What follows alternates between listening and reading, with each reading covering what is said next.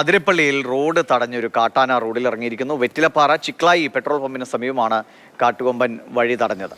ദൃശ്യങ്ങളിലേക്കാണ്.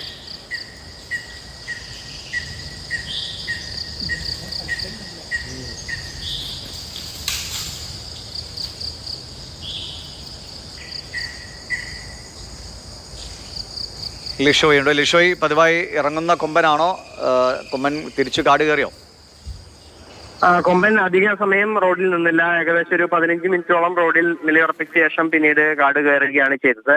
ഈ ആനകൾ സ്ഥിരമായി ഒരു സഞ്ചരിക്കുന്ന ഒരു വഴി കൂടിയാണ് ഇത്. അതായത് ചാലക്കുടി പുഴയിലേക്ക് വെള്ളം കുടിക്കുന്നതിനും അതിനോടൊപ്പം തന്നെ തിരിച്ച് കാട് കയറുന്നതും എല്ലാം തന്നെ ഈ മേഖലയിലൂടെ തന്നെയാണ്. സ്ഥിരമായി ഈ മേഖലയിൽ കാട്ടാനകളുടെ സാന്നിധ്യം ഉണ്ട്.